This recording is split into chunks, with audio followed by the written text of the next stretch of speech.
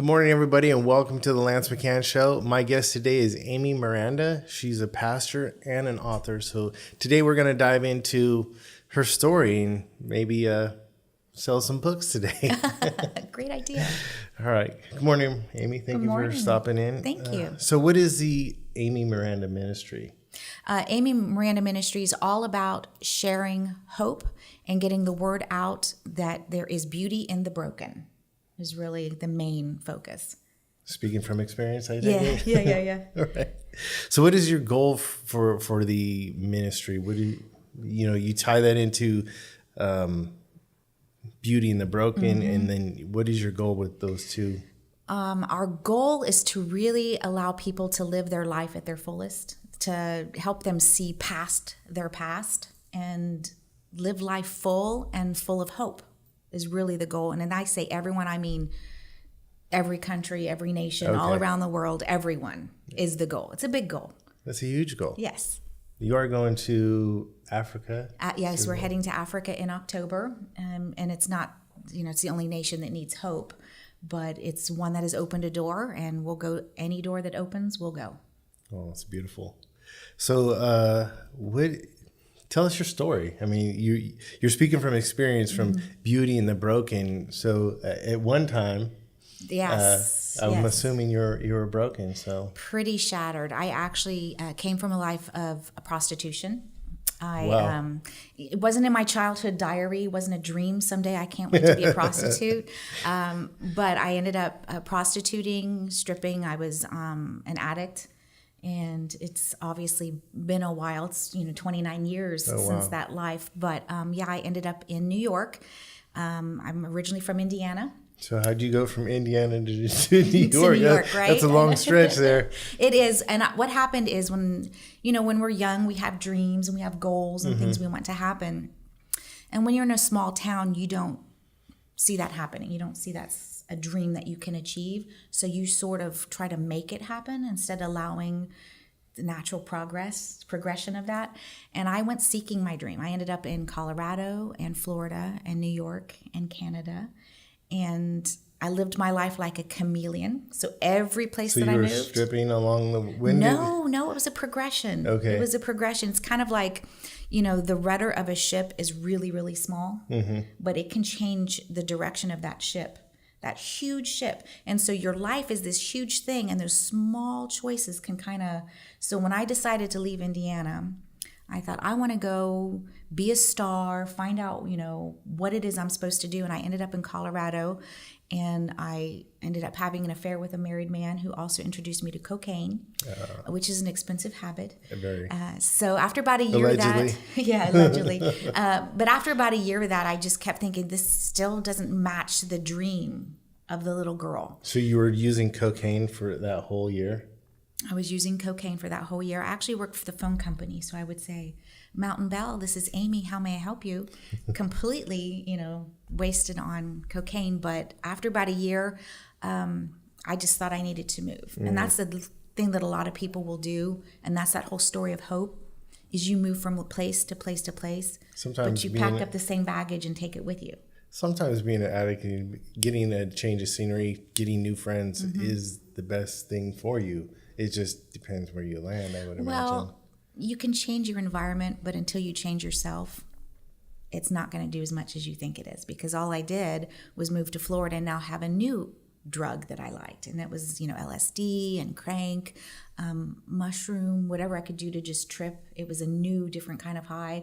I hung around heavy metal headbangers. Wow. I know. And in Indiana, if you saw me, I was such a nerd. I had the big glasses. I was a dork. I was a band geek, played trumpet. I had a music scholarship. Wow. Was going to pursue music, but I was chasing a dream that wasn't made for me. Just trying to wear shoes that aren't your size. Exactly. So now I'm in Florida, and I just became a chameleon. I changed and adapted to who I was around. So what were you doing in Florida? That was the rock and roll, heavy AC/DC, whatever, headbanging. It was so far from me. Wow. But you really, I think that's why I like sharing this message, is for people to know who they are. Stay in your lane. Stay true to who you are, because when you adapt. What if you don't know which lane you're supposed to be in, though? That's a good point. Well, for me, Amy was a good girl. And even when I was stripping, we would sit around the bar on slow days. Like, I hated the lunch shift because, it's just lunchtime, but we'd eat chicken fingers and we would talk about God and we'd talk about dreams and what we were like when we were little. So Amy was still always there. So you're saying strippers are real people too? They are real people too. Some are there just to make some money. Mm-hmm. Some are there because they are addicts and they do need something to pay for that addiction. Right. But a lot of them were moms trying to raise their kids, single moms. And it seems glamorous, but when you're alone with your own thoughts, the darkness kind of settles in, and that's where the drugs and the alcohol really help you cope. Right. Yeah. How did you end up in New York from Florida? I ended up in New York because I wasn't a fan of Florida. Really? It's really hot, and they have gigantic bugs. And when you're tripping on LSD, it is the perfect storm. It's horrible. It's just horrible. So you walk into a swarm of bugs on LSD, and they're huge. So I needed a change of pace. I actually tried to change my life by changing my atmosphere, and I actually tried to join the service. And I went to join the Air Force because I liked their uniforms, but because of my history with drugs, I know, right? And the band, the Air Force band, but because of my drug history, they weren't able to. So you've been accept convicted me. of. So now I hadn't been convicted, but I was honest, and that was what bothered me. They said, "Hey, you've used drugs." It was like marijuana. I said, "Oh no, it was crank and coke," and I listed it, and they said, "Oh, we can't." And I said, but what if I would have lied? And they said, well, we wouldn't have known. I thought, well, I know, the drug addict is still honest. Go figure. Right. But it wasn't meant to be. And I thought, I need to change. I don't like this Amy. So I thought moving, I would like the different Amy. So you went to nice and warm to freezing cold. To New York. What'd you do in New York? Well, there was actually, my mom had some friends and their daughter was looking for a roommate. Oh, okay. And so I went up with that family, moved in with her. I was still just 19 years old. 19? About to be 20. And so I had to get a fake ID to go into the local bar. And my new drug of choice. So you were stripping before you were 18? No, the stripping hadn't started yet. Oh, okay. Yeah. Okay. No, this was just drug use. Okay. Just drug use. Gotcha. And now in New York, I was drinking heavily. And that's what led to the stripping because of the hangover. I couldn't get a morning job, a daytime job. And so it's one of those, well, what'd you do? Answer an ad in the paper? Yeah, I kind of did. Really? It really is ad in the paper. They were looking for dancers for bachelor parties. Okay. And that's perfect because it's nighttime. I have a history of music background, So I thought nighttime, music, a girl, New York, it just, tailor-made. Sounds like the perfect American dream. Right, exactly. So the stripping for the bachelor, it was just kind of dancing for bachelor parties. And they would constantly say, oh, are you from Canada? You must be a Canadian girl. And I kept hearing that. And I thought, what is up with Canada?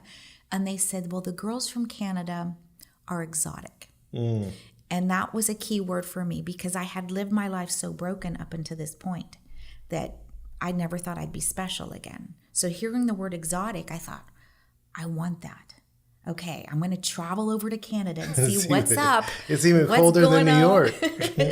So, but the thing is they had clubs, and the clubs were very high end and fancy. And you actually had to audition to work in these clubs. So it's kind of like living in a dark hole, like a dirt pit. But if you decorate it, you feel better.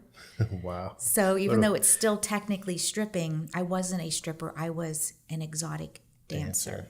So thinking about giving it a name made you feel a little bit more like bedazzling the broken pieces. So I actually did that for a while. And then the lady that I had answered the ad for the bachelor parties had me come to a meeting with her. And she was actually a madam. Oh, wow. And she said there's, great money to be made. I was popular. Would I be interested? And I thought, waking up with a hangover and drunk, I was waking up with strangers. Why not be paid? Wow. So you see how the natural progression, the little girl in Indiana never dreamed it. You're like, well, I might as well make the money. And that's what happens. You just, that rudder gets you off course and you're going a whole nother direction you never thought you'd go. Wow. And so, she had been a working girl, so she knew the ins and outs. You have to be trained. She has some older gentlemen that train you in this. And that lifestyle is not Pretty Woman. It's not Richard Gere. It's not Julia Roberts. It's pretty dark. Most people, I don't think, can comprehend how dark it is. But I was already broken. It's not like I'm going to be someone's wife someday. It's not like I'll be a teacher. So you live broken. And that is why I try to get my yourself message. to the lifestyle. That's exactly what happens. That's exactly what happens. That's crazy. Because we see Pretty Woman, we see, the happy ending. Yeah, and you drive downtown, you see the girls walking down, the street, and here, even in Stockton, and you're just like, why would they choose that, right? Yeah. Why would they choose that? And that's the big mistake. No one, even me, it looked like I chose it. But why would you choose it? It's because you're handed that and you accept it because you think that's all there is. Wow, that's pretty And that deep. is why I share my story so openly, because there is more to life than that. There is a way out. And for me, my way out was getting pregnant, actually, from the DJ of the strip bar that I worked at. It's very interesting. You don't say. I was the with DJ? him, the DJ of the strip bar. I was with him, music, but I was with him for about 6 months and got pregnant. And, I was encouraged to get an abortion by family members, by him. But for some reason, I felt like I had pretty much ruined my life, but I couldn't ruin someone else's, which was this baby. Wow. And I didn't know where to go. Was that the turning point? Was that the catalyst? That was the catalyst. My daughter was my catalyst. And I was not about to want to stay back in Florida. My family had moved to Florida, and I thought, but I had a grandmother in California. And my Grammy happened to be my number one fan. And I used to, when I was a little girl, I used to dance in her living room with curtains. Really? Sheer curtains. And I would dance to Engelbert Humperdinck and Tom Jones. Okay. Older crowd will totally know. Frank Sinatra type style. I got and you. I would feel so beautiful and pretty. And here I am dancing for men and ending back up with my Grammy. Pretty broken, pretty ashamed. Did she know your story? She didn't know exactly everything, but she knew I had been in a dark place. They actually lost track of me for a while. My family didn't know if I was alive or dead or what was going on. But here I end up in California, and I'm... So what would that look like? Grandma, I'm coming to stay with you? Exactly. Well, she found out I was in Florida and knew it was terrible and that I was not going to be happy, and she offered for me. And what's funny is my first thought of moving in with my grandmother was, do I have to go to church? And I thought, I can't go to church. If she's known, lightning will strike me if I go to church. So my concern was, what am I going to do? I can't go to church with you. I am like dark. I'm like the devil coming into church. There's just no way. And so she was like, no, honey, you don't have to. But the whole time I could just see her going like this. No, you don't have to. So I actually lived with my grandmother. I was on welfare and WIC and food stamps, living with her, raising my little girl. I was going to school to be a dental assistant. Wow. But the problem is that suitcase that you carry with you. The luggage? The luggage. Or the broken pieces? The brokenness, the shame, the guilt, the bitterness, the regret, all of that, you just move it from one place to another. And, you can only keep up with that for so long. That luggage gets heavy. So when did you turn that around? Because that's really the inspiration for people. That Exactly. Hearing this story, if somebody else did it, it's like the old adage where people, nobody could break a 4-minute mile. Yeah. And then when one guy did, everybody did it. That's right. Not everybody, but exactly. there was like 7 or 8 people who beat him months after he broke that 4-minute mile. So being able to share this story with people and let them know, like, hey, this is what worked for me. It may not work for you, but it's definitely a better path that you're on. Exactly. And changing the mentality of you can have a different path. And maybe you won't do exactly what I did, but I like to put out there my formula, right? What worked for me, what worked for others that I meet, and then put it out there and let them make that decision. But for me, it was watching my grandmother go to church. And I thought, did she never made you go? She never made me go, because she just would get dressed that up needs in her to Sunday be your best. Exactly. Hey. Exactly. And she knows me. She's like, I'm going to church now, honey. That's Give me that grandma so look. exactly what she would do. Give me that grandma The look. grandma manipulation, exactly. Yeah, the And guilt, the silent guilt. exactly. And she let me come to that conclusion. And really, that's kind of the best thing. That's why I laid out there. And I thought, God, I can't go. I am so broken. But my daughter, my baby, my little girl, that'd be kind of nice for her to grow up around people that make good choices and hear story, Christmas and Easter and all those stories, Noah's Ark. Right. It's not the best for me, but for her. So I literally went to church for my daughter, put her in the nursery. But it was funny because I would watch the choir. This was back in the day when they wore the choir robes. Oh, wow. And this choir had soul. I mean, they were swaying, they were clapping, and it drew me because of my love of music. Right. Like I said, I had a music scholarship. And I thought, I want to be in the choir. But I'm not a Christian. I can, not like solo. I sing solo, you can't hear me. But I want to be in the choir. And what's funny is I asked them, hey, no I'm not a karaoke Christian. Well, yeah, I do karaoke in embarrassment of my daughter. But yeah, I do karaoke.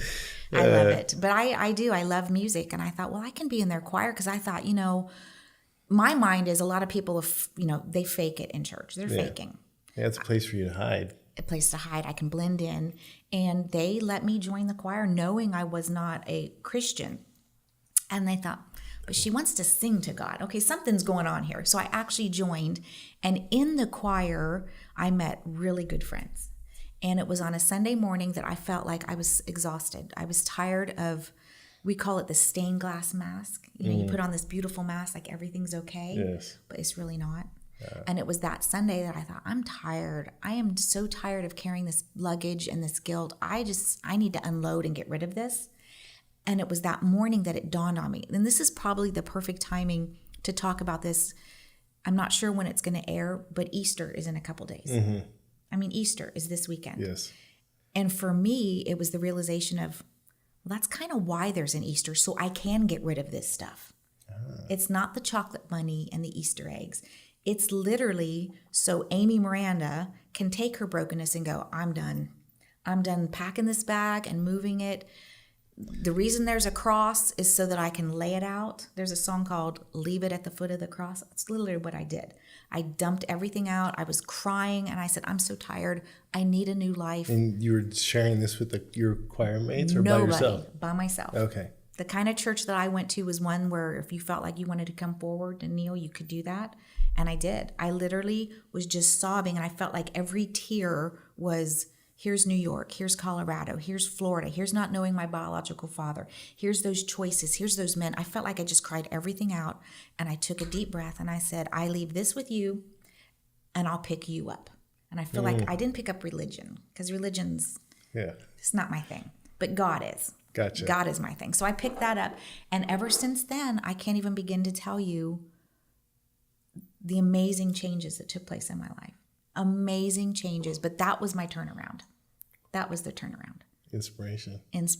So speaking of amazing changes, you have a book that's coming out. I do. The book is called Prostitute to Pastor. So obviously some of those changes, becoming a pastor, there's been a little bit of some changes there. Yes. And those friends that I talked about, they actually approached me one day and they said, hey, there's this friend of ours that we'd like you to meet.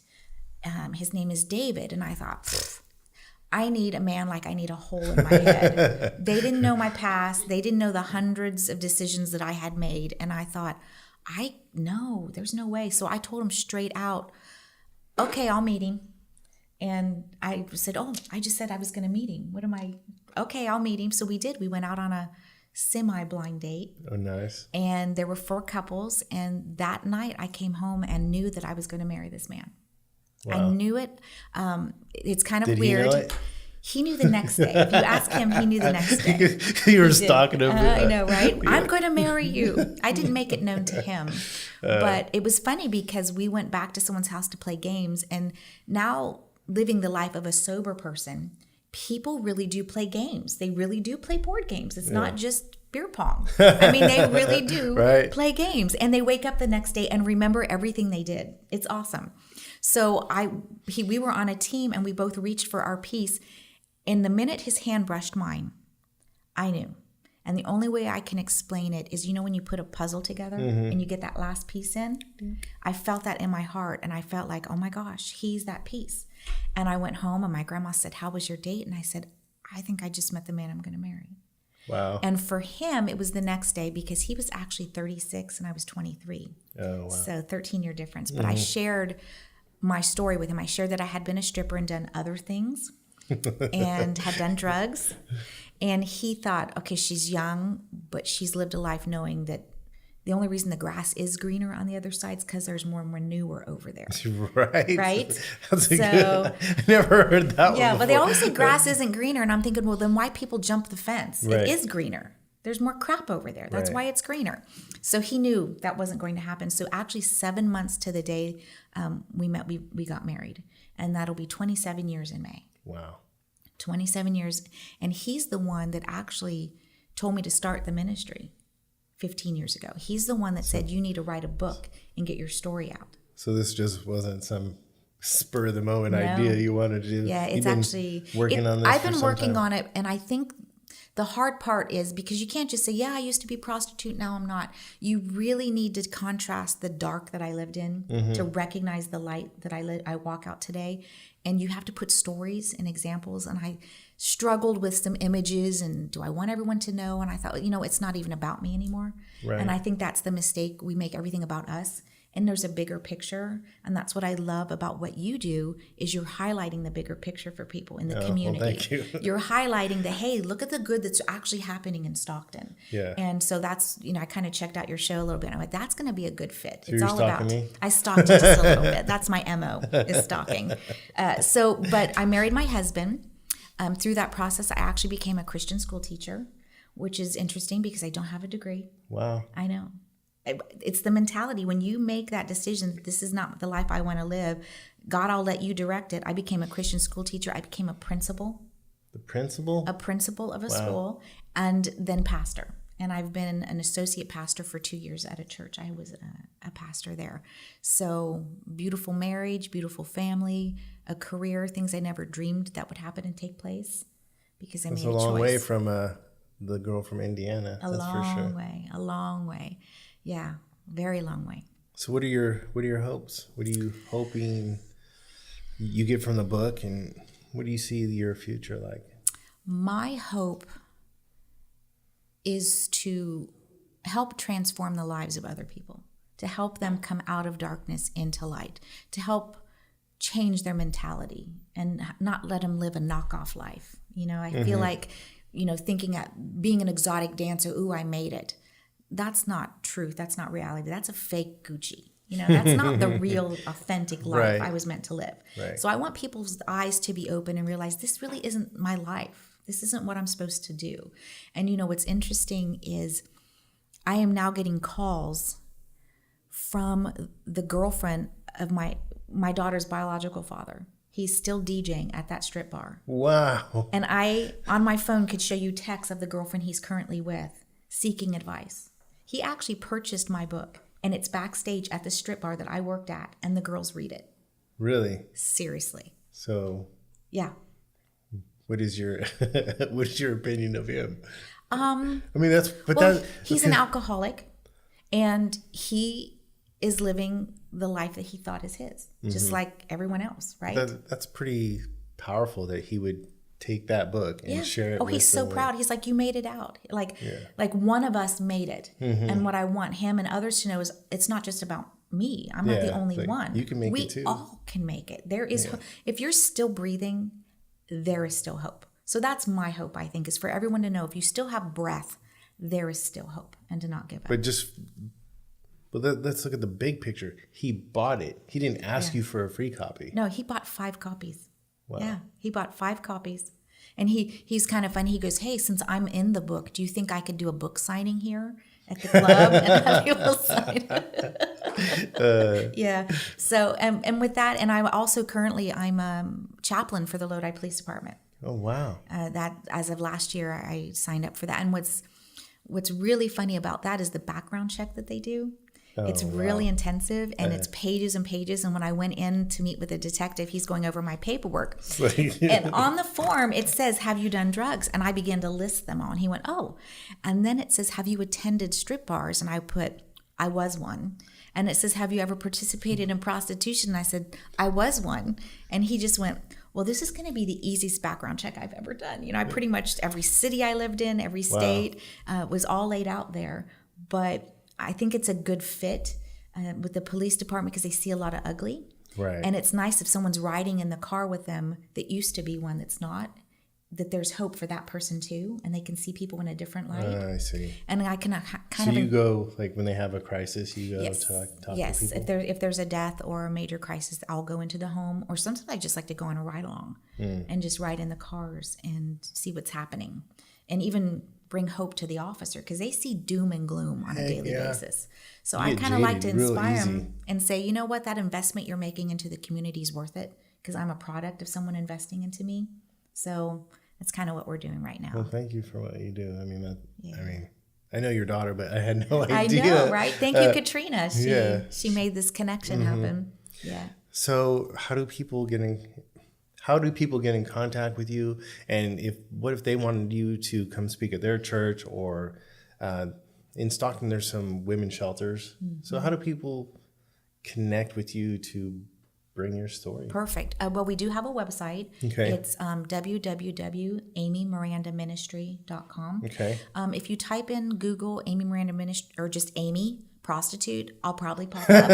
So if you can't remember anything, just Amy prostitute. It'll be in the link below. It'll be right there, right? It's usually there. And then my on the website there's email, and they can contact me that way. But we do like I know sex trafficking is really been in the forefront, and I really like to connect with people like that too, because these young girls that feel broken need to see somebody that came on the other side, that actually are an asset to society, that actually has someone that loves them for who they are. Because a lot of times these girls will marry someone less than or hook up with someone less than because they don't realize they can have someone good. The standard's way too low. And they need to raise their standard and know that they can have the best and get the best and be the best. Absolutely. So I like those connections as well. So I am local. I'm right here in Lodi. Okay. We do travel. If you can go on the website and see a calendar. But yeah, I really like to stick to those local. Well, that's pretty amazing. Yeah. I have somebody I need to connect you with. Perfect. Lily Pad Living. You would fit perfect in there. I love that. They're a woman's home, transitional housing, women who have been prostitutes, drug addicts, trying to get their kids back. You'd be a perfect fit. That's a good connection. Thank you, everybody, for tuning in to the Lance McHan Show. Be kind, everybody, because you never know when somebody's going to change your life. But more importantly, you never know when they're going to change yours. Have a great day, and I will see you next week.